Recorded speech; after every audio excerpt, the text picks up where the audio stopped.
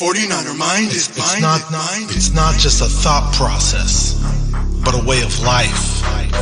49er mind. 49er mind. I can't shake it. It's 49er mind that I got. It's 49er shine that I got. My psyche's on another Frisco Super Bowl. Don't sit slow, cause here we go with a super show. A red and gold session. About our red and gold obsession. With some well-controlled expressions. Let's talk about that win that we got. Who should have been in the spot? That's how it's been in the spot. All that back, all that crack, all that straight fumble sack. Or just dial it on up if you wanna talk smack. It don't matter what the storyline, as long as the story aligns with a 49er mind. 49er mind. It's not just a thought process, 49er mind. but a way of life. For sure. 49er mind. Way of life. 49er mind.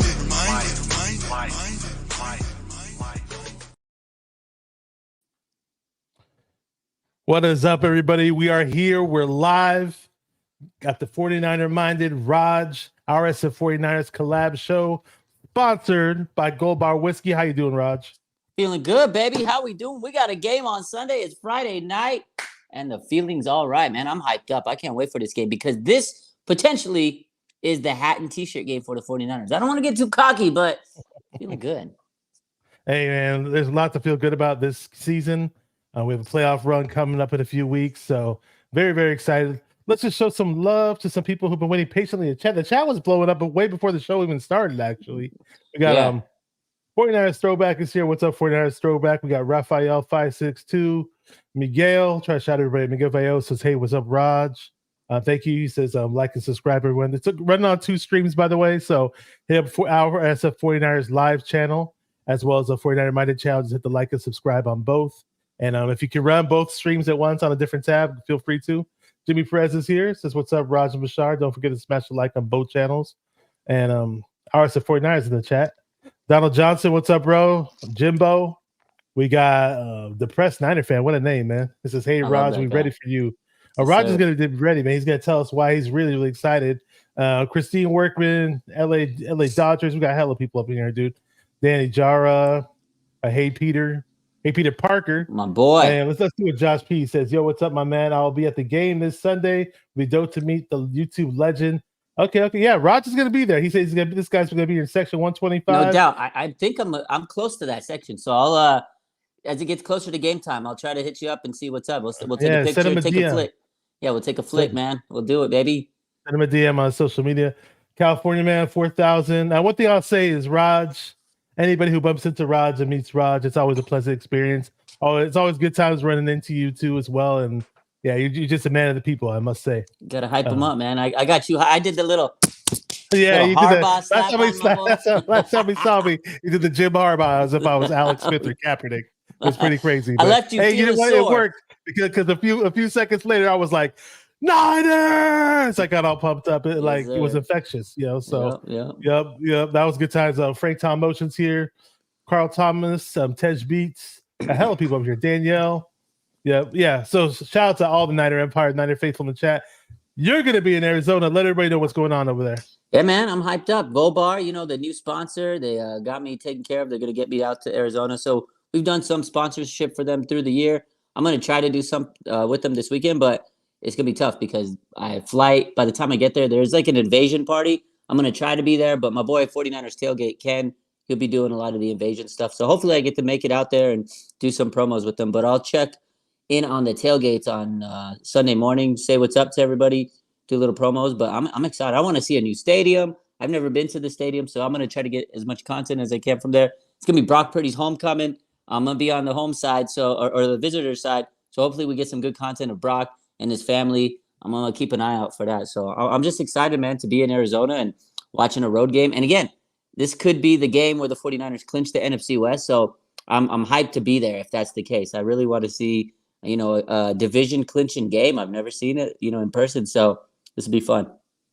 Yeah, it's going to be pretty crazy. First time Brock's going to play at that stadium and in front of all his family and friends. And I hope he's up to the occasion, man. I know, but Brock, I mean, he's just got this special ability to not let things change his psyche and not get rattled. And he's very, very focused. His focus is elite, I must say, I mean, Yeah. when Jerry Rice went up to him, right? Jerry Rice is Ah. had it like if that was you or me, would be like, damn, that's Jerry Rice. I'm like, Jerry, oh my God. But this boy, he's just calm, cool, collected. I think when I posted about it this week, everybody posted about it. But when I posted about it, I said he was calm in the presence of greatness. He really was. And when I talked to Larry Krueger this week, because I brought it up with him. Actually, he always asks me every week when we're done. He goes, "Hey, so I'm going to Levi's tomorrow because he does the media stuff." And he's like, "What question should I ask Brock?" I was like, "Dude, you got to ask him about what did Jerry Rice say to him? Like, what did that was to me? That's cool. Like everybody's gonna ask him about the backwards hat, the Cam Newton. They're gonna ask him all those weird questions." But I said, ask him what Jerry Rice said. And he did. So I shared it on my Instagram story. He put the video up. And basically, Brock was so humble about it. He's like, oh, yeah, Jerry just told me to go ball out. And it was like, no big deal. I was like, no big deal, bro. It's Jerry Rice. The kid is unfazed, man. I love it. He's just so calm, collected. He's like a young Joe Montana, man. He's cool. So I love it. Yeah, it's almost like when Jerry Rice did that, and we said we get all excited. Brock Purdy was more like, "What's up?" Yeah, this stuff is normal for me. You know what I mean? Got something for you. He says, "Say hi to Lori Matthews, Rod. She lives in Arizona and taking her daughter to the game." Let's go. What's up, Lori Matthews? Hopefully we run into you too. I mean, we got a lot of Niner fans headed to Arizona this weekend. Did you know? About 61% at least of Niner fans are going to be in the building. Like they're taking over the stadium. I mean, it's a game where the 49ers should be able to dominate. They're letting the 49ers wear their home jerseys. Home jerseys. Their red jerseys because I guess Arizona's wearing their nice new like all white jerseys. They're sleek, but come on, man. You don't wear road jerseys at home. But I know they think they're like, okay, we just got to Niners are home, really. More fans here. It's crazy to me. But honestly, this is the first time the 49ers, I think you mentioned it, have played in Arizona in 2 years, actually, because last year when it was an Arizona home game, they played in Mexico. They didn't play in Arizona. And then, of course, the year before, when 49ers played in Arizona, Trey Lance came in because Jimmy Garoppolo was injured. So this is the first time Brock Purdy's actually, like you said, played in Arizona in front of his family. So this is going to be cool. And then the other thing is Arizona and the Niners, you got a lot of history here because, of course, divisions. But a few years ago when it was the COVID year, 49ers didn't even have a stadium. You remember that? And they actually shared the stadium with Arizona. So it's kind of a home away from home for the 49ers. So it's pretty funny, man. Yeah, I remember that when Santa Clara kicked out the 49ers of their own stadium. I didn't understand the logic behind it. I think we were the only team in the entire league to have that done to us, which was ridiculous, man. That was just a weird season. All the fake crowd noise pumped in on the TV broadcasts and empty stadiums. And thank God we actually have real games now with real stadiums and real crowds. So that's good to know. Like you said, 60% of the crowd is going to be Niner fans. Usually there's a good amount of Niner fans in Arizona, but I think now more so than ever. Shout out to Mariah from 49 Faithful Heat Podcast. I do the Bring the Heat podcast with her every Tuesday. She's going to be at the game. And I'm not sure which other content creators are going to be there, though, but I'm sure there's going to be plenty of Niner chatters and content creators going to be at the game, and it'll be a lot of fun. I wish I had made plans to come out, and now I feel bad that I didn't do so. But at least you're going to be out there repping. Oh, but let's talk about this guy, Cam Newton, man. What did you think about his words for Brock? I mean, what was he trying to say? Brock's a game manager, and he doesn't necessarily move the needle. He's not a game changer. I don't know about that, man. Yeah, he tried to explain himself last night. He posted another thing. He's got his podcast, and he says that Brock Purdy, Tua, Jared Goff, and Dak Prescott, they're game managers. They're not game changers. They don't do anything to change the game, to elevate the game, to put the team on their back. It's not like he basically says the reason those teams win, especially the 49ers, when he mentioned Brock, he goes, he doesn't do anything that is the reason the 49ers win. And that's to me is baloney. Like, as I said the other day, I said, honestly, Cam Newton is Mr. Irrelevant at this point. He's washed out of the league. He was great at one point. Don't get me wrong. The thing when you talk about this whole situation is he's not a terrible player overall. He was a great player at one point. He was an MVP. So, of course, he has some, jurisdiction. He could say what he wants to say. He's a former quarterback in the league that had success. But to sit here and say that these guys are game managers, they're MVP candidates. And then he tried to, clarify and try to explain what he thought a game manager was. And, well, it's not a bad thing. But honestly, man, Brock Purdy's doing more than just managing games. He's throwing the pass deep. he said it himself. Like his arm feels the best it's ever felt. And he says he's thrown the ball better than he's ever thrown deep. He's pushing the ball down the field. He's 23. He's going to learn how to get that, a deep pass rolling and develop his arm strength. He's in the NFL weight room. So you look at Brock Purdy, and yeah, he has great weapons, but what great quarterback didn't have great weapons if they're successful, right? Peyton Manning, Kurt Warner, Patrick Mahomes, all these guys, Tom Brady, to an extent, they had really good players around them, and they know how to utilize those players. That's the thing is, yes, you can have good players, but if you have good players and you don't know how to use them, what's the good of it? Like every team, not every team, but almost every team in the NFL, you can sit there and say, oh, they got great weapons. Look at the offseason. Look at the Panthers. They got all these weapons. Oh, look at the Raiders. They got Devontae Adams. They got this guy. Oh, they got all these weapons. The quarterback can't elevate those players. So, yes, you might have good players, but it's up to the quarterback to elevate the team. And look at this offense. And I know the 49ers have CMC and Debo and all these guys, but they've had a lot of these guys for the last couple of years. They weren't scoring 30 points. They weren't scoring, 35, 40 points at the rate they're doing. They're not pushing the ball down like they have been. Brock Purdy is, in my mind, he's a game changer. He elevates the game. I definitely agree. I mean, everything changed with this team once Brock Purdy took over. And he was doing it, obviously last year. He just saw significant impact when he stepped in after Jimmy G got hurt. And Jimmy G was putting up good numbers before he got hurt. Actually, he was having a good season, with the addition of CMC. But Brock Purdy stepped in. You could just tell things were a notch or two better. Now this season, things are about 2 to 3 notches better because Purdy's just elevated his game even more. I mean, you mentioned the deep pass. I mean, we barely ever throw the ball deep on this team, right? But the point is that when we do, it's like the success rate is so high on his deep passes. The accuracy's there, the timing's there, the ball placement's there, you name it. And it's not like this overwhelming deep ball of a quarterback who can, like Mahomes or Josh Allen or anything like that. But you can actually, I hate to say his name, I really do, but you can liken it to a Joe Montana type deep ball. Go back and watch the deep balls Joe Montana threw in his career, and the accuracy, the timing, the ball placement were all there. It wasn't the furthest pass, but I mean, Brock Purdy's deep balls are usually like 35 to 40 air yards, which is still pretty good if you're going to be the nitpicker and say he doesn't throw the ball far enough. And I had some people say that, oh, he only threw it this many yards and Ayuk did the rest. Like, what's Ayuk supposed to do? Fall down? Like, I don't understand some of these people, man. They try to discredit anything Brock does. And my point with Brock is he's never had elite pass protection. Every now and then he may have time to throw, but so many times he's made like really, really nice throws down the field. Plenty of consistent 20-yard plus the field throws down the field with guys in his face, guys that are about to hit him, and he's running out of the pocket. What impresses me the most about the guy is on the run where he looks like he's about to get sacked. He's scrambling. I'm like, okay, cool. He got away from the guy. I thought he was about to get hit. Next thing I know, he's throwing it, and I'll go, wow, he's going to throw on this play. I thought he was going to run.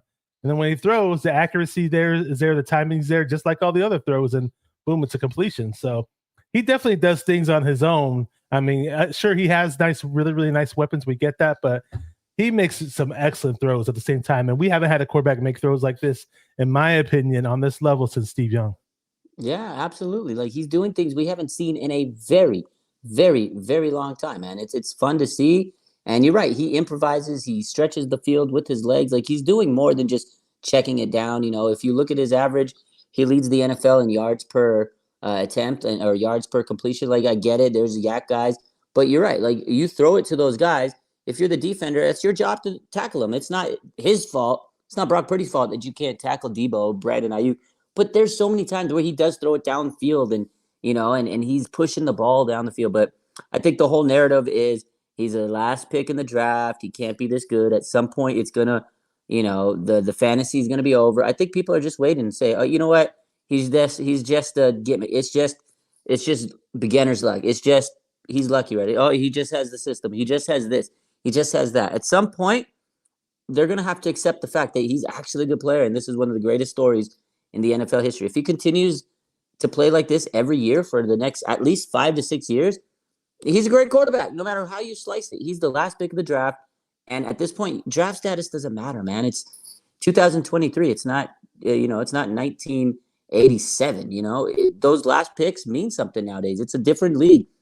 Parity's big in the NFL, not just in draft picks, but look, undrafted players come out of nowhere nowadays. It's just sometimes people go through the pipeline. and they get missed. But people are mad that they're missing on these prospects. And Brock Purdy was supposed to be, he's too small. He doesn't have the arm strength. He's this, he's that. But he's proven everybody wrong. And you know what? As far as Cam Newton, the last thing I'll say is, and I'm sure a lot of people have commented this, is he got beat out by Mac Jones in New England. The last time I remember Cam Newton, he got beat out by Mac Jones. So I get it. He's a great quarterback when he was healthy and he was vibing and everything for that matter. But, you know, his legacy was tainted in the Super Bowl when he didn't recover that fumble and he got beat out by Mac Jones. So really, I don't think he has a leg to stand on. But hey, it made for great content this week and a lot of arguments. And, you know, the one thing that I thought this week, I was like, man, you know, no matter what you do as a 49er content creator, no matter what you do as a 49er fan, you know, every year you think, okay, this is finally the year where we're not going to have to sit here and talk about quarterback and this and that. And in the past, it was like, oh, a quarterback would get, oh, Jimmy's not good enough, this and that. Now we're defending Brock Purdy and saying he's an MVP, whereas the rest of the league is throwing it on him. And it's like, okay, we're still back to basics at the end of the day. After every week, we're still sitting here talking about the 49ers quarterback. But now it's a little different. It's crazy. I don't think we'll ever escape talking about 49ers quarterback in 49ers It's always content. It's always a topic of conversation, man. Yeah, you never have always. anything to talk about. Just, hey, look, guess what? We can talk about the 49ers quarterback. Hey, and he's in the MVP talks. If you like it or not, he's in the MVP talks. I mean, he's putting up numbers better than almost any player in the league right now at that position. So, I mean, hey, I like this right here. It says Brock is a soldier of Christ. Yeah, his spirituality is very close to his heart. He's a very humbling person. He's all about the team. I mean, even if he gets the MVP, he's gonna owe it all to the teammates if he does get it. So, I mean, you know, Brock Purdy is just a great person in general. And let's see what this guy says. Cam Newton is jealous of Brock, California Man 4000. I mean, last time we played Cam Newton when he was with the Patriots, he was pretty trash, man. That's all I gotta say. I mean, he was just not, like you mentioned, the whole thing with Mac Jones beating him out. I'm not surprised because, yeah, Cam's just, he's seen better days. Let's just say that. And there's a reason why he's not in a team right now. This is pretty cool. Observe Natural Evolution says Cam is a salty little bitch. In my opinion, he hasn't been the same since his truck accident. Cam just can't move on from what he could have been. He was good at one point, but you know, Carolina ran him to the ground, in my opinion, and he's just never been the same ever since. Low Jackson says Cam also said Manning and Purdy are game managers. That's pretty funny. Hey, that's great company to be in. And for Purdy, then that's it. I'll take it. Yeah. If you're gonna call him a game manager. Let's see. So who else we got in here? I might have missed somebody new. Oh, Pterodone's up in here. What up, Pterodone? Good to see you, bro. We had him. He was on the post game show with Raj and myself. Not too long ago. We had so much fun that night. It was really cool. Yeah, Beef show. Supreme says Super Bowl MVP Purdy. A little too far ahead. But hey, I'll take it if it happens, man. Fired up 49er in the house. He said, did I mention we had the best uniforms as well? Oh, our uniforms are very, very nice. He says, we got the best quarterback, best receiving core, best defense, best coach, best GM. There was a really, really funny tweet. Back to Brock Purdy really quick. There was a pretty funny tweet by Brian Rennick that I wanted to put up on my screen really, really quick. Since we're talking about Brock Purdy. And I think it's very relevant to what we're talking about. And yeah, I'm just happy to get him. And when you mentioned the whole draft thing, I'm sure there's a lot of NFL GMs, a lot of NFL coaches in this league that would love to draft what the players that we draft in those lower rounds. I mean, it's very, very impressive. I just hope that we can have more of a complete draft this time around. Now that we got a first rounder and a second rounder. But here's a tweet that I posted on my Instagram from Brian Rennick. Shout out to Brian Rennick. Says Brock Purdy has broken so many brains with his play that the new criteria for MVP level quarterback play is as follows. 1, cannot have a good coach. 2, cannot have more than one weapon. 3, every pass must be a tight window throw. 4, wide receivers must fall down immediately after catching a pass. I thought that was genius. And that's awesome. I didn't see that tweet. You didn't see that? Okay. I had tweeted it, and then I put it on my Instagram too. I got to see that. That's a great tweet. Oh, man. That's hilarious. That's a good tweet, man. Yeah, just go on Brian Rennick's Twitter or I screenshotted it and put it on my Instagram. But yeah, I mean, this is sitting back and watching the games. So, you know, even when all those people defended Jimmy and say he won all those games, I get it. The team was winning games. We went to the playoffs. There are plenty of games where I sat back and I'm cursing, I'm throwing things, I'm, just leaving nasty messages to my friends about how frustrated I am. And now I just sit back, put up my legs on the couch and enjoy, and I'm happy all throughout the game, man, for the most part. Yeah. Oh, it's so refreshing to and like I said, we're sitting here talking about quarterbacks, but it's not like a bad thing it's not like, oh my God, did you see that intercept? Did you see that miss that? Oh my God. Like, we're not like crying about it. We're not sitting here like on Monday Morning Quarterback and sitting here going, oh my God, they need a new goal. When are they going to play this quarterback? Might as well bench them and try. We're not even like, it's so nice to sit here like on Monday and we're like hyping up Brock. Like, oh my God, look at the stats, and everybody's posting his stats and like, oh, Brock Purdy, MVP? Is he going to be MVP? Oh, is it Dak Prescott? Like, regardless if he wins or not, Bash, it's just nice to have a quarterback that's in that conversation. Like, he's in the conversation with Patrick Mahomes, Lamar Jackson, Josh Allen, Dak Prescott, Jalen Hurts. Like, he's in that category. We've been looking for a guy to be in that category for many, many, many years. Like you said, Steve Young was the last time this team had an MVP at quarterback, right? And no disrespect to Jeff Garcia. Jeff Garcia was a great quarterback. But even even when they got to Jeff Garcia, it was like they were still searching for something. Like, they just didn't have enough, to elevate him to the top. But he was good. And now it seems like, oh my God, they might have found the next one for this franchise. It is so refreshing. Like you said, I wake up and whenever I see news about the quarterback, it's like, oh man, look at the stat. Oh my God. NFC FedEx Air Player of the Week. Oh my God. NFC Player of the Week. Like, he's just always nominated for awards, and that's something we haven't been able to see for a long time. We're not sitting here crying about his interceptions and like bad fumbles at the end of game that cost us. We are sitting here talking about, oh man, did you see Brock Purdy's 4 touchdowns last night? Let's fucking go. I love Brock Purdy, man. Let's go. So you got a new member to your channel there. Yo, shout out to Frank Tom Ocean. We got a new member to the YouTube channel. There we go, man. Shout out to Frank Tom Ocean. Yo, this guy has been following me, I know, on the YouTube for a while, and also on Instagram and everything. So shout out to my man, Frank Tom. As you guys know, we started a channel and, we had to restart. So now we have memberships. We came a long way. So shout out to the new members and everybody that, supports this channel and the Instagram, and everybody that supports my boy Bash, man. That's my guy. So I'm glad that we're doing this every Friday this season. It's been fun with you, man. Yeah, appreciate it, man. It's been awesome. We got Fazil in the chat, says Raja Bashar, shout out to you, bro. He's already throwing up his score predictions. He says 34-17. I got my prediction written down, which we will cover later. Yes, sir. And Beef Supreme says Cam was a deal. They're still talking about Cam. We open up the Cam. Let them go. They're gonna have a lot of comments. So I want to get to this question after. Go ahead and put that question up. But before we do, there's a lot of injuries for the 49ers. So I want to talk about the injuries and what do you think about the players that are going to be stepping in for those injuries? I want to go over that kind of stuff, prepare, get kind of into the nitty gritty of this Sunday, and we'll go over that. But let me take a look and see what Ethan has. He says, I don't know why having a cannon arm is such a big deal. I know you want that in a quarterback, but if he's making accurate passes most of the time, shouldn't matter what you want Brock to throw. 50 plus every play. Yeah, exactly. You're not going to throw the ball 50 yards down the field every time. You have to prep, you have to set that kind of stuff up. You have to set it up. You have to run the ball. And in Kyle Shanahan's offense, you're not dropping 50-yard bombs. It's you're catching teams off, off guard when you're throwing it deep. And look at the 49ers. To have that deep pass now is like their secret ammunition. It's like going for the jugular, Every week it's kind of close game here and there. And then third quarter comes, Kyle's like, all right, reins are up. Go do it, Brock. And he drops a big pass in the third quarter almost weekly now. And once he hits that big pass, it's like, okay, here come the floodgates. And then after that, teams are reeling. They're like, okay, we can't defend the deep pass. We can't defend the middle. We can't defend Christian McCaffrey. So it's just another arsenal in Brock Purdy's, toolbox. And he's right, man. You don't have to sit there and throw 50 yards every play. And sometimes you'll get intercepted. Sometimes, the pressure comes and you're going to throw an ugly ball. And that's just going to, that's just overworking you. Just run the offense the way it needs to be ran and do your thing, man. He's accurate.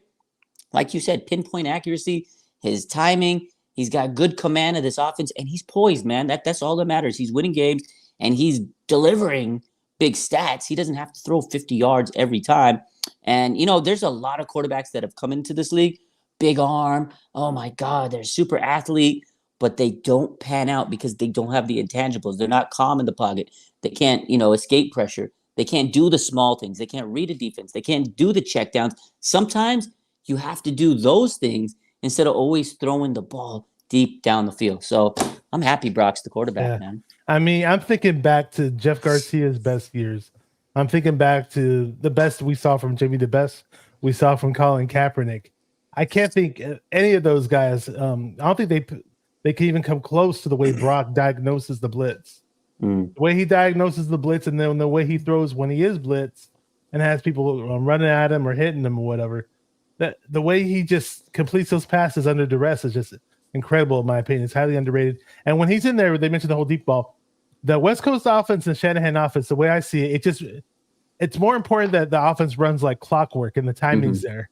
Like when Purdy's in there, things are just running. It's like boom, boom, boom, boom.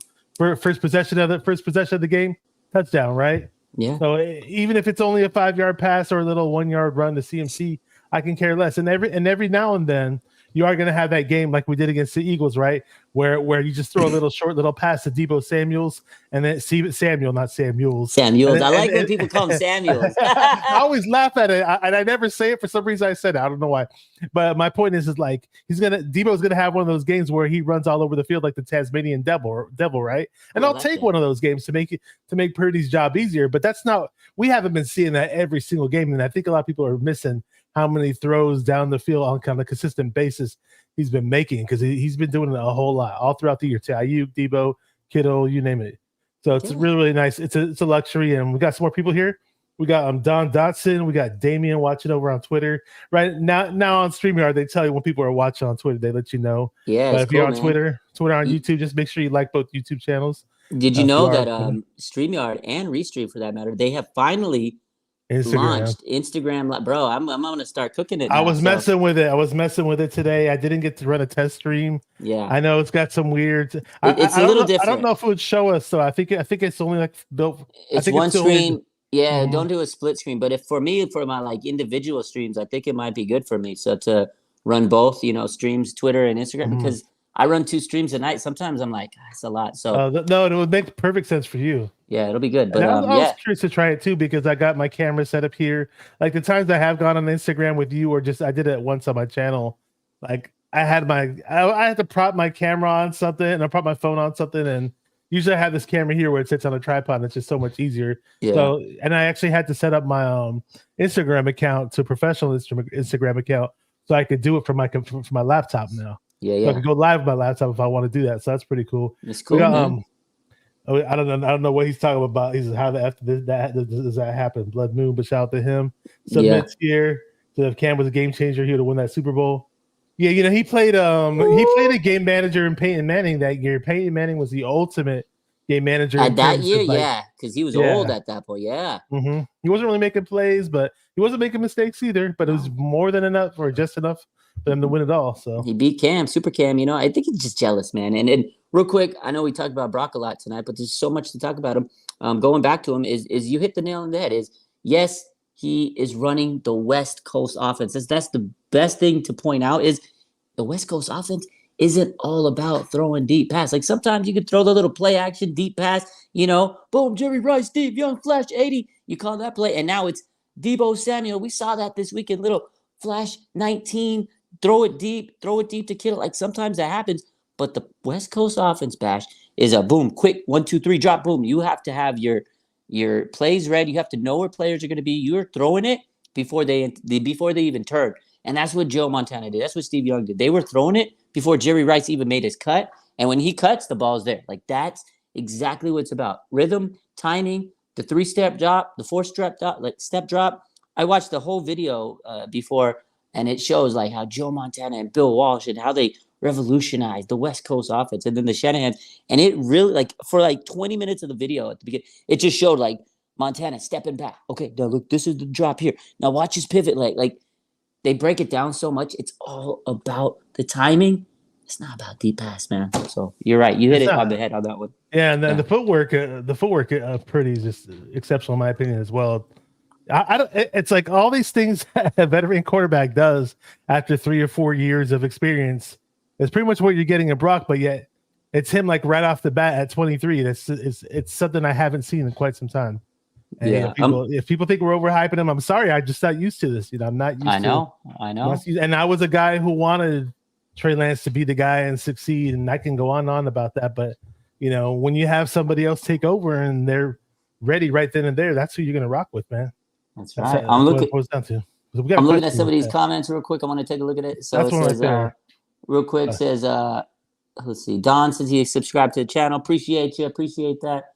He says, okay, Cub says I smashed it harder than Bashir smacked that sippy smashed that sippy cup. Oh, man. Where does it say that? I missed that. I want to see that. I want to put that on the I just see it in the chat. I'm reading the comments. I can't since I think you started the stream. I can't. Well, you know what? It might say the time. They'll give me the timestamp. It doesn't have the timestamp on mine. It doesn't have a timestamp. Then what's it do? No. It's let me see. It is let me go back to it. Hold up.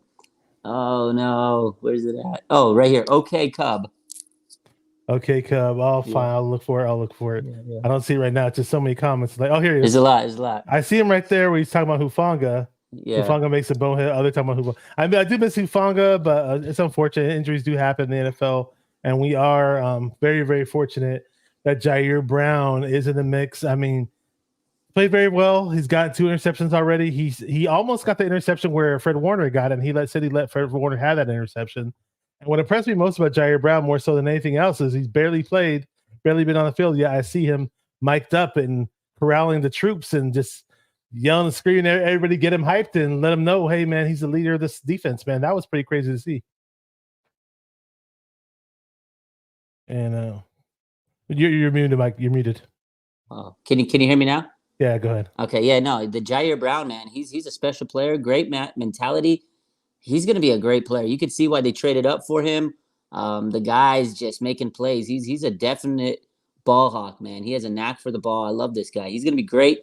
He's playing on this team, and they have great veterans for him, and he's learning real quick. You have Fred Warner around him, Tashawn Gibson, Logan Ryan, Jason Verrett. All these guys are going to mold this man. And when he's, got a couple of games under his belt next year and, he gets through the playoff run, he's going to be a special, special player. I don't know if you watched the Richard Sherman podcast this weekend this week. This week, oh man, he had Jair Brown on him.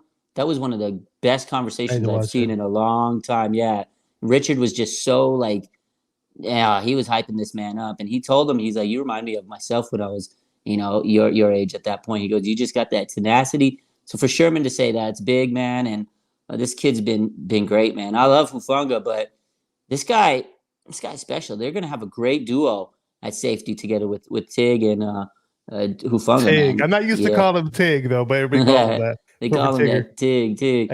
Okay, Cub said I smashed it harder than Bashar smashed that sippy cup. This is pretty solid, bro. It's much more than a sippy cup. Sippy cup. I love it. I found this at Marshalls for $15, and I love it. It's like I love it, coolest... man. Sippy cup bash, man. I like it. Sippy cup. I like that. I be sipping nickname. Gold bar whiskey out of the rocks. Oh.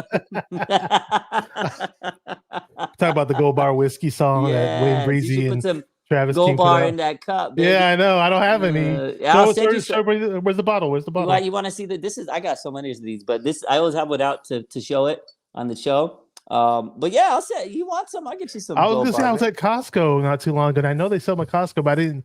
At least the Costco where I live in Rosebud, I didn't see it. They got them everywhere. Yeah. Okay, maybe at Bevmo or something. Yeah, check them out. Next time we'll run into each other. If I have some, I'll give you some. So, we got a question for you. He said, Raj, you get a Baconator? No, I didn't get a Baconator. Well, what was that, bro? Was there something else tied to that? No, because I had a Wendy's cup. I think. Oh, you had a Wendy's. That's right. Yeah. Okay, there you go. Yeah. I just got a bacon cheeseburger. It was good. Okay, it did have bacon though. So it did, yeah. It was like the mini Baconator, I guess. Yeah. So Armstead and Gravedigger are out, and Arizona runs the ball good. They got James Conner, Kinlaw's coming up. We got Kalia Davis. What do you think about the whole D tackle and all the other guys that are out, man? Yeah. So let's bring up the injuries. That's a good segue to bring up the injuries. So yes, as we know, the 49ers are going to be without Javon Hargrave and Arik Armstead this weekend. They're out. They're out, officially out. And those two guys are run stuffers galore. But if there's a week to let them rest, this is the week, because after this week, they got the Ravens coming up, and then you got the Commanders on New Year's Eve, and then the Rams after that. You got 3 tough games you got to kind of be able to grind out, and you need these guys for the stretch run. So I think it's smart to let them sit out. It sucks because the Cardinals run the ball well. They got Kyler Murray. They got James Conner. And this is a James Conner revenge game. If you remember the last time the Niners and the Cardinals played, Hufanga and Conner, man, they got into it. I wish Hufanga was back just for this game. I wish he was back in general because I don't want the injury. But I wish Hufanga was there because I know he'd line that shit up and he'd let James Conner have it. So hopefully somebody gets hopefully somebody gets Hufanga's lick back for this game, because remember that James Conner and him, they got into it at the end of the game. Remember. And I'm sure he's going to remember that going into this game. He's going to try to run all over the Niners. So losing those two is going to be big in the run stuffing game. But Javon Kinlaw's played really good. And Kalia Davis is playing pretty good, since he's had some more opportunities. He had a sack on his first game, man. Yeah. And Kinlaw's been getting sacks lately. He's balling, baby. And then they got Kevin Givens. So they got depth. But it is going to be a test for these guys because Hargrave and Armstead are Pro Bowl guys. So it's going to be tough without those guys. What do you think about losing Armstead and Hargrave this weekend? Yeah, it sucks. I mean, but maybe they're just resting them because they know we're not playing a strong team. So maybe if it was a much more important, relevant game, it'd probably be on the field. So, but I am happy that Kalia Davis was finally activated. And again, I was really high. Like, I didn't know that he was going to be activated for the Eagles game. So I got super hyped when I saw him out there because I was talking him up for quite some time because I thought he could have been like a DJ Jones prototype guy. Former linebacker converted to D tackle, so he's got a little wiggle to him. And lo and behold, his first game he had a sack. So about 6'1", 320. Excited to see him. And just after all that Kinlaw's been through as a Niner, all the criticism he's gotten, he just stepped up as of late. And he's, points at times to the pass rush, he's even stepping up and pushing the pocket. I'm like, okay, there you go. A lot of people said he could only stop the run. And so, I welcome it. And the D-line in general, ever since we got Chase Young, even when Chase Young's not on the field, the D-line just looks so much better. Yeah. Something happened. I don't know what it was, man. Well, they're playing. Yeah, they got Chase Young, Randy Gregory there. Nick Bosa's back to being Nick Bosa has been Nick Bosa, man. He's playing inside, outside. He's found the pep in his step. The money might have hit his bank account officially. And I think that's what's happening is Nick Bosa's playing like, the highest paid defender in the NFL. So it's nice, man. This defensive line is cooking it up. And you're right. It's nice to see Kinlaw playing good because all the years of adversity and the injuries and the trash talk he had to endure. So it's nice to see him playing. And these guys are grinding. But, this is a tough week for them. Just because it's a team without a lot of wins doesn't mean it's going to be an easy game. And losing two big guys like that is tough, So a couple other injuries out there. So they're going to be without Oren Burks, without Elijah Mitchell, without Ross Dwelly again, and questionable Charvarius Ward. John Lynch said he has a chance to go. Dre Greenlaw's questionable, but Steve Wilkes said he's going to play this week. Aaron Banks is questionable, and Spencer Burford is questionable. But I think Banks and Burford should play. But if one of those guys don't, they got John Feliciano, who's been solid. So that's the injury list. I hope Charvarius. It's like you watch these games. Sorry to cut you off. But you watch these games, and then like you mentioned Charvarius Ward, right? And we saw it when he got injured. But a lot of times during these games, I don't see guys getting hurt. But then the injury report will be like 10 players long, Yeah, I don't know. Yeah. Well, you got Aaron showing some love with the donation. Shout out to my boy 49ers First Take, my co-host, Bash's co-host, Big Aaron in the building. Thanks, man.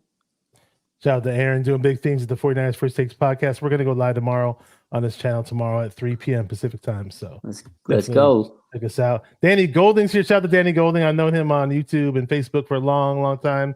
One of the 49er YouTube originals says, what's up? I'm going to the game on Sunday. He lives in Arizona, man. Let's go. I ran into him once when we played the New York Giants at Levi's. Nice. Christine Workman says, I wanted this revenge, but prayers for Hufanga. I know there was a question for you in the chat. I was looking for it. It's here goes a question. Raj, what part of India are you from? Yeah, so my family's from like southern India. Actually, my dad was born in Madras, so down south in India. So that's where we're from. I have family in like Chennai and pretty much that area, Madras mainly. But yeah, that's where we're at, from down south in India. I want to mention the DBs really, really quick because I remember we were at the point where a lot of Niner fans were pissy. I wasn't necessarily one of those guys, but I did hear a lot. I'm sure you heard it as well. Let's trade for Patrick Surtain. Let's trade for a cornerback. Let's get this guy. And like, I was always like the pass rush first type of guy. Get that pass rush first, and then everything else will settle. And that's pretty much what's happened, man. The DBs are just stepping up big time. we have a nice collection of young DBs, Ambry Thomas, Demo, and we haven't really used Womack yet, and we haven't really used Darrell Luter yet, but those guys may step up. And in general, the whole secondary just seems a lot more deeper now that we got JV in the mix, Jason Verrett. Yeah. And he's asking you, do you think they elevate Jason Verrett? We got Logan Ryan in the mix too. Yeah. So good question. So yeah, honestly, this is the best depth I've seen this 49ers defensive back have in a long time, especially under Kyle and John Lynch kind of regime. Like cornerback's always an issue. But now, man, they got great talent at cornerback. Like you said, you hit it. Demo and Ambry been balling, man. Demo so versatile. He can play inside, outside. Mooney Ward, man, playing like a top 5 cornerback in the league. He leads the NFL in PBUs. And like he said, he goes, if I turn some of those PBUs into INTs, man, I'm top dog. And he's confident. He's shutting down some of the top receivers. So it's cool to see that. I think they could elevate JV, but I don't know if he's going to have a big role just yet. I think the team's just happy to have him there as a mentor. He's a leader. He's like the father figure of these young DBs, man, because you nailed it. They're very young. Womack, Luter, Lenore, Thomas. They're all younger than 25 years old. So it's good to have a guy like JV who's in Bosa. What he said this week is he's an inspiration to this team. Like they look up to Jason Verrett. They had his picture plastered on Levi's Stadium yesterday for practice. Like they welcomed him back. 49ers posted welcome home Jason Verrett yesterday on their social media. So like this guy means a lot to the team. He may not play a lot depending on how the injuries go. And again, they do have Logan Ryan. They got Eric Harris they signed too. So the depth in the secondary this year is insane, dude. Insane. So it's just nice to have JV. I think honestly, they probably like, you know what, Jason Verrett, we love you, have you on the team. You're going to be with us, be a veteran. If we need you, we need you. If not, we don't. But guess what? If we win a Super Bowl, you're getting a ring, man. This is a guy that deserves a Super Bowl ring for all the hard work he's put through his years. So if the 49ers win a Super Bowl, I think that's what they wanted to do is say, hey, man, JV, you're a champion in our books. Ride with us. I love it, man. He's a dog. And for the record, after we beat the Seahawks, I had no idea we signed Jason Verrett, but I saw on your Instagram page you posted that video, Jason Verrett, in the tunnel, just congratulating everybody, and just to see how much love the team has for him and how happy they were to see him back. Yeah. Speaks a whole lot. I mean, people, the locker room vibe in the NFL, in my opinion, is extremely underrated. Yeah, like the 49ers look for that as one of the big qualities in terms of like any player they bring along. When Chase Young was first with the team, that was one of the first things he brought up. He just kept going on about how the vibe in the locker room was elite, and so much better than what he was used to. Some Commanders fans got mad at him for saying that, they got offended, but it is what it is. Family. Yep. They're a family. Like, look at, they love you. They're like brothers, man. They truly are like a family. It's like, it's nobody, it's unmatched. Yeah. And like you said, that video was cool. I saw it. I was like, oh man, that's a cool moment. They were just like embracing him. And actually right before that, I posted that because I found out they signed him that night. He was in the locker room with those. What the hell? He just casually watching the Niner game. And then I realized it made sense. I was like, okay. John Lynch probably called him like, yo, Mooney Ward's down. Get your ass to the stadium. We signing you right now, bro. But the crazy thing was I saw it like the news. It says like, I think NBC Sports posted it is like per Matt Miyoko. And I'm looking through Twitter. Matt Miyoko took his ass to Threads. He's on the worst social media platform because he has like some political beef with Elon Musk. So he quit Twitter, bro. This man quit Twitter. Oh, Miyoko quit Twitter? Yeah, bro. He quit. Look at his last tweets like really? in November. So I go to Threads and I'm pulling up and I'm like, sure enough, the 49ers have signed Jason Verrett to the practice squad. So I was like, here we go. We're going to break this news on Twitter, bro. And then everybody was like, oh, fucking Jason Verrett. That's pretty funny. Yeah. I was like, this bro don't even post on Twitter anymore. Yeah. So I was like, per Matt Miyoko. And then I forget who asked me in the comment. They're like, where's Matt Miyoko? Where's this tweet? Where did Matt Miyoko? I was like, I got it from Threads, bro. I was going to drop another name, but I'm going to stay away from it. I want to be politically correct here. In terms of people who are no longer on Twitter, I think you may know who I'm talking about. Oh, yeah. People who use aliases. Yeah. A shout out to John LaJoy. He's here. Says, hi, everyone. Let's go Niners. 49 Throwback. What's up, bro? He says, Rogers from Texas. I think you used to live in Texas, right? I was born in Texas. I was born in El Paso. Yeah.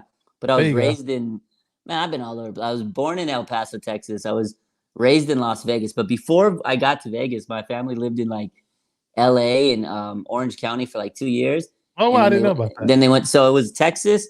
It was El Paso to to Irvine and Orange County, and then to Vegas, and then we lived there for like our whole life. And then I moved to California in I 2017. know you always talk about Vegas. I knew Yeah. the Vegas part. Yeah. Yeah. So anything else that we didn't cover? I know we are gonna hit the predictions up later. People are talking about Randy Gregory in the chat. It's good that we got Randy Gregory. he's been underrated, man. Yeah, he looked really underrated. good last game. Actually, he was kind of quiet in some of the other games.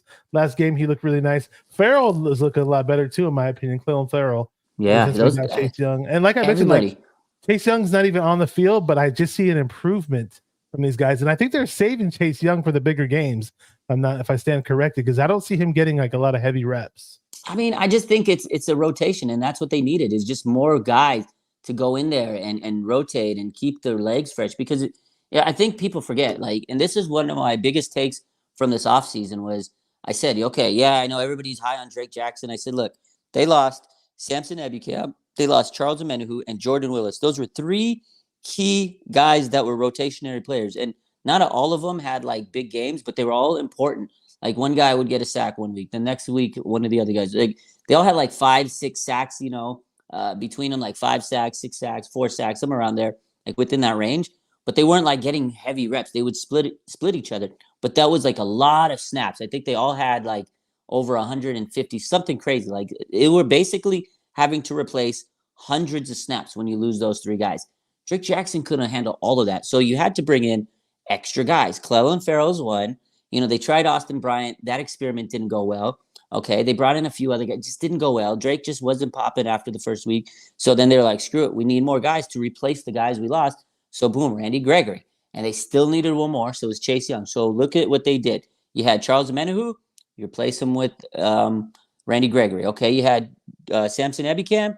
You replace him with Chase Young. You had Jordan Willis. You replaced him with Clelin Farrell. Yeah, so that's basically what they did. So, yeah, Chase Young might not get all the big reps, but they're basically just re-emulating what they had in the past, and now they have three guys that can go out there and help Nick Bosa. And these guys are better, I think, than the three that they lost. So if you really think about it, man, their defensive line is in a way better spot. And again, with all that pressure, it gives their secondary a little bit more time and a little less pressure on them. And it's boom, cover and rush, cover and rush, cover and rush. Sideline Steve, baby, he's cooking. Yes, he sure is. And back to I mentioned Ambry Thomas earlier. Yeah. That what impressed me. I mean, I know he got beat by DK Metcalf and all that for that touchdown. Mm-hmm. But I'm sorry, man. When I was watching that game live, he looked like he was about to bat that pass down. I was like, okay, Ambry's about to make a play on this. But at the end of the day, what stopped it was Drew Lock actually made the throw of his life on that play, in my opinion. Yeah. The accuracy was extra special on that play, and that's how the NFL is. You're not gonna win every rep. You know what I mean? And DK Metcalf, he got that big touchdown, right? But what did he do after that? Well, he Shut got maybe down. one more pass, maybe, and that was it. Yeah, after that play, Diamond Lenore shut him down, and it's crazy because, and that's why I think Demo's so good, man, because he started the game in the slot. All right. And again, he's been playing the slot since they shifted the lineup, and Ambry's been playing great outside with Mooney Ward. Mooney Ward got hurt. This man was on the bike trying to get his ass back. He's like, I got to get it again. He tried to test that. The groin was just, it was too painful. So they threw Diamond Lenore on the outside. In the middle of the game, you go from one position to the other, and he held DK Metcalf. Like, that to me was cold, bro. Like, that did not get enough talk through the week. And everybody was hyping up everybody else, which is fine. But Diamond Lenore going from nickel to the outside and holding a top flight wide receiver to basically nothing was massive, dude. Diamond Lenore is a straight freaking dog, man. Got to give that man his flowers. And I love Ambry too. But yeah, man, Lenore, bro, that is crazy. To go from the slot to play the outside and just strap down their best receiver, that's crazy. That's great stuff. He's doing really, really nice, man. Those two guys, I'm really, really impressed with them. But you mentioned Drake Jackson earlier. We're kind of bouncing around, but Drake Jackson, I kind of made a joke to Aaron for 49ers First Takes because I was like, this is the point in time when Drake Jackson was still playing, and this is before we made the Chase Young trade, and I was like, man, I have a feeling those 3 sacks that he got in week 1 might be the only sacks of the season that he has. And lo and behold, not too long after that, they favored Chase Young and they put Drake Jackson in IR and they called it a day. So I don't know what the future holds for him next year. It's going to be very interesting. Chris Osorno is here. He says, go Sharks, go Niners, woo. Terrence Davis, shout out to Terrence Davis, says, John Lynch is GM of the year. Book it. What do you think? I mean, look at what he's done, man. I mean, mid-season, they needed Randy Gregory, boom.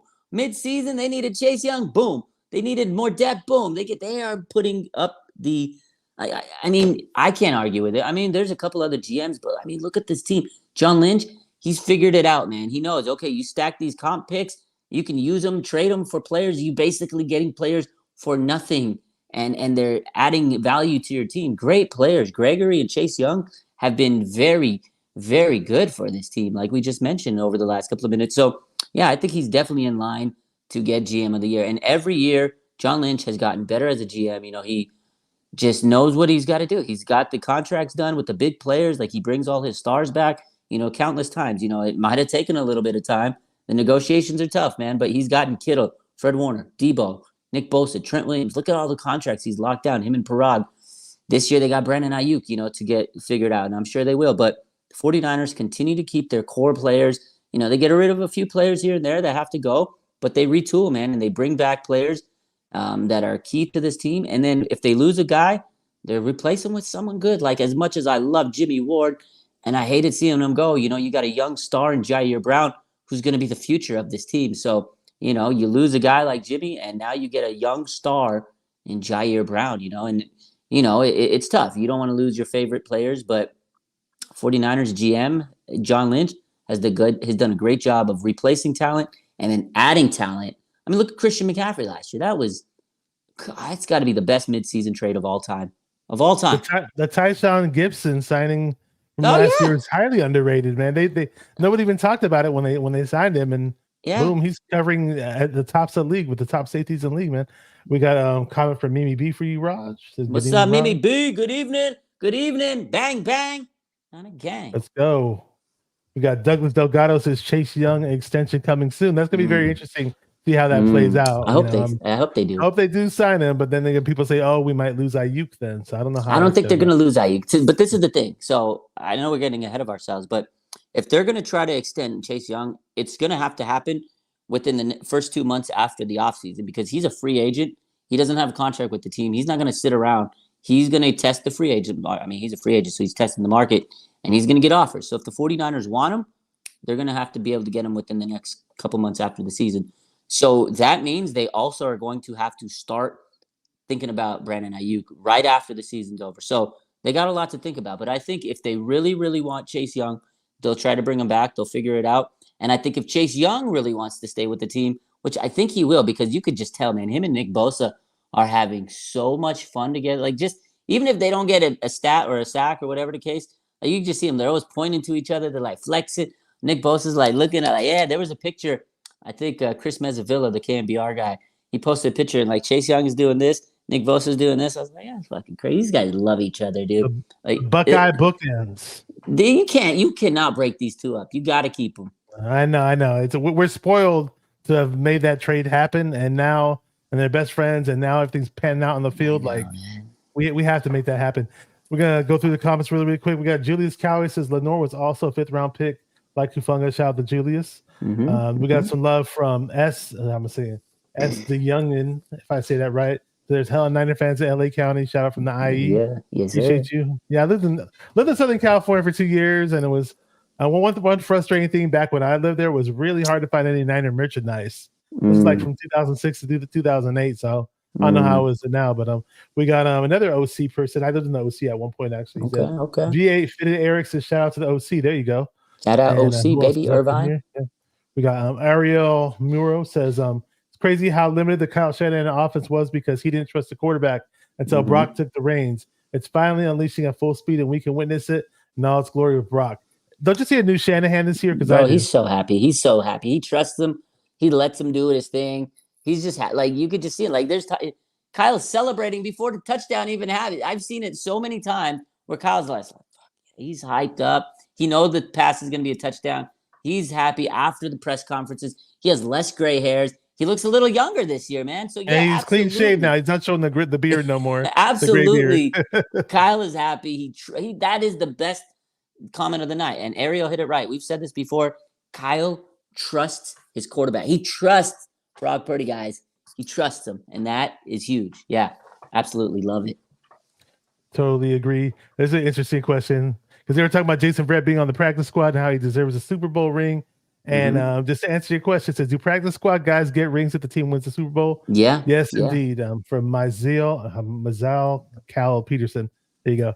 Cool. Yeah. Appreciate everybody. We try to get everybody's questions and chats if we miss somebody. Just that there's so much out there to go around. And let's talk about the predictions. We got predictions, score predictions. Let's do it. Let's do it. I already got mine written down. Oh, you got it. Tell me your score. You got it. So we got 35-10. We're gonna get the Dirty Purdy 30 in Arizona. Okay. I know Kyler Murray likes to run around, and James Conner may have something to prove, but this D line is at a much better stage to what they were last time we played Arizona, and I think we're ready to kill in Arizona. Okay, I agree. I think this team is locked and loaded. I don't think they're gonna let this game be a trap game, which a lot of people think. You can't take anybody lightly. I definitely think Arizona's a game that's going to compete. This is a division game. They're going to play their ass off. Kyler's played good since he's come back. Respect to him. ACL injury is not easy to come back from, and he's played pretty well. They're banged up a little bit. But, they're not a elite team this year, but they're a competitive team. They've won some games that I was like, I didn't expect them to win that game. But I think they'll fight hard. But this is Brock Purdy's homecoming. He's going to be locked and loaded. The last time a 49ers quarterback had a homecoming game, it was a great performance by that quarterback. Jimmy Garoppolo in Chicago, he always did good in his homecoming game. And now we got Brock Purdy in Arizona. I just think that it's going to be a beautiful game for him. Brandon Ayuk's going crazy. Deebo Samuel's going crazy. CMC, I think, did CMC get 4 touchdowns last time he played Arizona earlier this season? So, I mean, I just think that this game is going to be too much for Arizona. The Niners have too much firepower. I think their defense might be a little – they might get up a little points because of the run game, but I really think that Clea Davis and Kinlaw are clicking, and I think the 49ers are going to win this game 38-13. I just think they're going to cook it. Yeah. There you go. We're going to cook up some birds. The bird buffet continues in Arizona. So we can go. It's a lot of fun out here just beating all these bird teams. We got John V from the Locker Room Rant. Check out his YouTube channel. It says, like and subscribe. Tell your friends to follow so we can go all be friends. Yes, sir. Yeah, John V's been on the channel multiple times. I'd like to have him back on. I got to get John on my channel one of these days. Oh, you should, man. John, you should. Big John, you got to come on the show this week, man. Maybe we'll link up. We'll do a show together this week. Hit him up. Hit him up. He's on Instagram. He's on Twitter. He's not hard to find. We've talked before. He's my boy. There you go. Yeah, John's awesome, man. Locker Room Rant. So Chris Osorno says CMC may get 20 touchdowns this game. He might. Okay. He might hit 20 touchdowns for the season on this game. I think him and Raheem Mostert are neck and neck for most touchdowns in the NFL. So. They are. Yeah. Two very explosive offenses. Two offenses that have tons of weapons and both run the West Coast offense, the Shanahan offense. Yeah. We got Randy Elite Daytona says 72-6. Are you inspired? Did the Raider game inspire you? I totally forgot there was a game yesterday, and I woke up today to see the score that the Raiders put up 63 points on the board. Bro, didn't they get shut out last week? They lost 3-0. They took out all their aggression. I'm sitting here. Actually, I was streaming last night with Aaron. I have the game, and I'm like, every time we're talking, I was like, he scored again. He scored again. Like in my mind, I'm like, holy crap, they scored so many points. I think they had like 42 at halftime. I was like, this is crazy. And then, of course, today, Chargers fired their coach. It took them getting beat down like 60-something point to have finally fired this damn coach. That's crazy, dude. I can't think of a more underachieving team throughout my career as a football fan than the Chargers. I mean, this team, they've definitely picked up talent. They've drafted talent. They draft well, but they have good team. They have great players. Khalil I don't know Mack. what they do. Man. I mean, they draft some studs, man. Asante Samuel, they had Joey Bosa. You got Justin Herbert, Keenan Allen. You got some players on this team that you're like, how are they losing? At least they're losing in style in that pretty stadium over there. Right? I know. That stadium's beautiful. But my favorite thing was, and people showed this last night, because a couple weeks ago, there's like a bad defensive performance. So then the coach, their former coach, Brandon Staley's like, I'm controlling the defense. I'm the one that's going to start taking over I'm controlling the defense. This is my playbook. I'm calling the plays on defense. Yeah, and then they got dropped. They got 60 points dropped on their head. So I forgot who posted the video. They posted the video of him saying, "This is my call of defense. I call the shots." And then boom, it's like a few moments later, and it's like boom, the Chargers have fired Brandon Staley. I was like, oh god, I You know what's absolutely funny love it, because Joe dude. Staley put out some tweet. He's Yeah, like, "Oh, yeah, I people are posted that telling me last that I'm night. fired or something like that." And So let me see. I have it on my Instagram. He said, Joe Staley says, just a public service announcement. I am not currently coaching the Chargers. I am not associated with that mess. Please stop asking me to be fired. Please stop asking for me to be fired. People were probably adding him saying fire Joe Staley, but Brandon Staley is the coach. that's funny, yeah. That was So funny, more dude. predictions up in here. We got Terrence Davis says 31-9. Low Jackson says I'm 37-9. Okay, We okay. got Julius Callaway 35-13. And Low Jackson says rotisserie chicken. Yes, bird buffet rotisserie chicken. Susan D is here. She says I'm kind of on the fence about this one. Not sure why. Some people Uh-oh. think it might be a trap game. I just don't see it happening. I think this team is too focused. Somebody says 23-20. Oh, I think God. that's a trap game type score. A heart attack Um, in Arizona. I will be going crazy Mhm. if that's the case, man. Any Douglas, other bold predictions for this game, bold Bash? predictions. Give me some. Give me some. You said CMC had 3 touchdowns. I think we finally see a pick six. Who gets it? Let's say Jair Mhm. Brown. Jair Brown gets his pick six. Let's Woo, go. Jair Brown. I like it. Tigger. I like that. Tig with the pick six. Let's go. I like that. That's a good prediction. I have Nick Bosa rocking 3 sacks this game. I There you think he's go in with his the hat zone, man. trick. Hat trick for Nick Bosa. Get him up to 12.5. This guy's cooking, man, right at the right time. I think Nick Bosa goes for 3 sacks. And I think that Brock Purdy throws 5 touchdowns. Oh wow, 5 touchdowns for Purdy in Arizona. Yeah. Okay, okay. Yeah, Hey, homecoming, it could baby. happen. Hey, you know what? It could definitely happen because Arizona is worse than the league in pass defense. I know it. They're at the bottom. I think Brock Purdy's throwing 5 touchdowns, ladies and gentlemen. Yeah. 5. Woo! Wow, damn. Damn. Yeah. This could be the game. This could be the game. Could you imagine? So Chris Orsono says LMAO for real. Raiders are not even the best final wild card team. I know. Yeah, it's kind of funny with the Raiders, man. I don't know. It's like one of my my cousin who's like an older brother to me is a Raider fan, so I have so much respect for him. So it's like I feel like, but I grew up trash talking the Raiders all the time too. So just kind of funny. I kind of have this. It's a hate relationship, but there's a little bit of love for the Raiders, a little bit of respect for the Raiders. But it's I don't know, man. It's just when they only put up 0 points in a game. I mean, what am I going to say? You know, I was dying, bro. 63 points is very impressive because they don't have an impressive roster. In my You opinion. go from 63. You go from 0 points to scoring 63 in the next. What? How do you do that? How do you do that? It's There crazy. you go. Mimi, shout out to Mimi. She says, "Do you think we'll see JV?" So yeah, we talked about him. I honestly think they might elevate him tomorrow, depending on how these injuries are looking. If Travis Ward can't play, I think they'll at least elevate him to the active roster because tomorrow, every day, the day before game day, they always do their roster elevations. So I wouldn't be surprised if they elevate him. But honestly, I don't think that he'll play too much initially unless there's like a big injury. I think the 49ers are happy with their younger players. Maybe he'll play if there's a really serious issue for Mooney Ward not playing tomorrow or Sunday. But honestly, I think Sam Womack might get the call or Gerald Luter if he's 100% healthy. But I would love to see Jason Verrett on Sunday, man. And could you imagine Jason Verrett comes back and he gets an interception on Sunday? Oh my God, that would be the craziest play. Oh, that'd be nice. boy. I really like Jason Verrett. I love that guy. There's some Niner fans out there who question the movie because they say he gets hurt too much.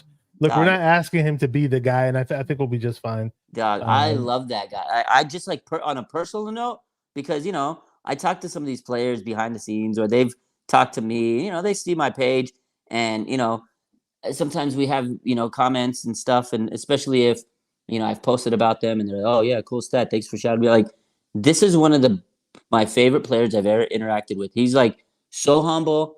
He's always been like super nice to me, and he always like is just.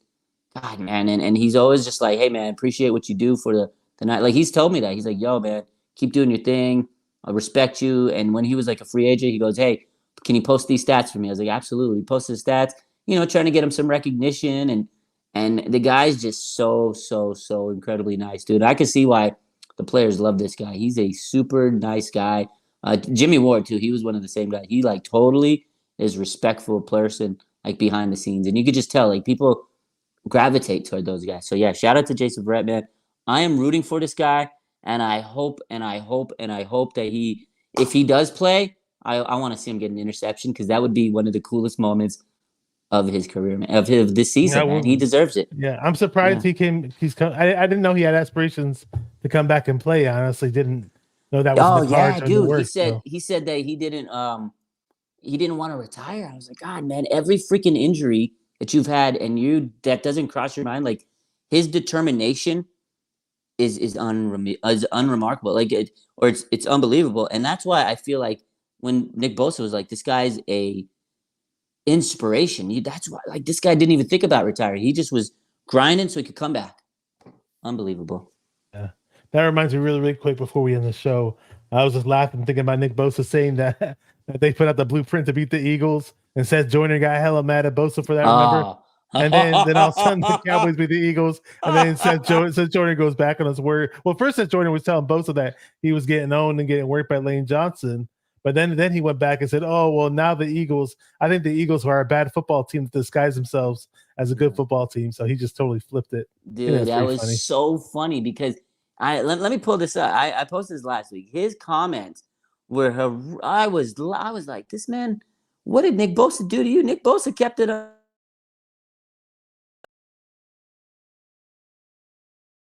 I lost Raj for a second. I don't know if he's coming back, but let me follow up on these chats really quick. Appreciate everybody watching. Raj will probably be back. Worst case scenario, will probably text me and say he can't get back on. So what do we got? We got C right here, or period C. Oh, here comes Raj. He's trying to come back. He says JV will probably play in garbage time, and Raj is back. We lost you. Now you are here.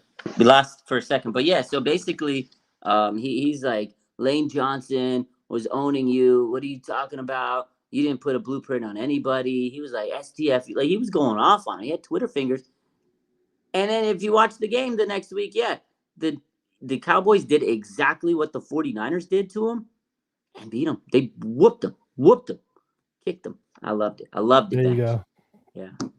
And John V says, hell yes, I'm still holding out hope for JV. That's from one JV to another. Yes, sir. And, he goes, dude's injury history basically makes him free, LOL. Hey, whatever works. So whatever works. Appreciate everybody in the chat. Anything you want to unplug really quick before we get going on the show?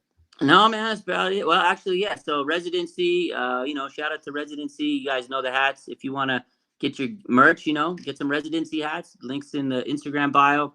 Use your code RSF49ers. Sleeper Fantasy, sponsored by Sleeper Fantasy now, Bash. And, this last weekend, ran my first promo with them. And if you would have used my picks, you would have won some money. So I'm going to be doing another promo this Sunday. Code RSF49ers. Win some money, man. Go bet. Is there a video that you have on your Instagram page for that? Or and it was like a swipe post. It was like a carousel post. It was a Brock Purdy post. And then at the end, you can see all like the props and stuff. I'll do another one this week. And then I shared it to my story. So make some money. And for those that aren't on Roger's Instagram, he also has the 12 days of Joe Montana, right? Yeah, so we're doing the Gold Bar whiskey promo. Yeah. So we're every day actually for the next. Today was day 5, so we got 7 more days of Gold Bar whiskey promotion. Every day we're giving away $100 gift card. So if you look at the post, you just comment what it says or whatever, just interact with the post, and then my man Ken from 49ers Tailgate, he'll randomly generate whoever's comments, and it selects one of those people, and you have a chance to win a $100 gift card. So you might as well, man. $100 for the holidays. That's good. There you go. Awesome. Yeah. I think on the promos you feature like a Joe Montana highlight or something like that. Yeah. Right? So every day, so that's what we did. It was a 12 days of Joe Montana. We sat there, we picked 12 different plays, and then we picked 12 different Gold Bar drinks to like basically pair it to promote them. And also, shout out Joe Montana because he's got the Gold Bar whiskey, and it's just a cool promotion to help them out. And they wanted to connect with me, and we got a big presence on Instagram. So pretty cool, man. I love it. And they're flying you out to the game, right? Yeah. They got me going out to Arizona. They got my room and board paid, so I'll be happy to be there. And then the cool thing about it is next year I'll definitely be working with them more, and maybe in the playoffs. So it was a good opportunity, and I think it's going to be opening more doors for me in the future. So it's pretty cool, man. Yeah. There you go. So just want to thank you, everybody on the chats, on both channels, on the RSF 49ers live chat, on my channel, 49er Minded. If you're not subscribed to either channel, like and subscribe on both channels. On tomorrow, I'm going to be on the 49ers First Takes channel with Aaron. And then on Sunday, I'm going to do a post-game show. Probably we're talking maybe around 6 o'clock or so. And the information will be on my community tab on my YouTube channel. So check it out. Yeah. Thank you again, Roger. Always great collabing with you. Shout out to the sponsor, Go Bar Whiskey. Thank you guys for watching 49er Minded, where we get into the minds of 49er fans. Let's beat them birds. Keep repping those 49ers and stay 49er minded. Peace. Bang, bang, Niner gang. Let's go. Let's go.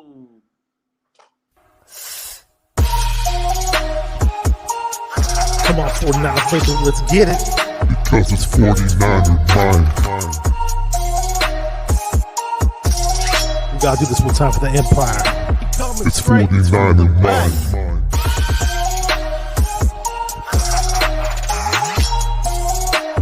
It's 49er mind. We got to get that brick by brick real quick.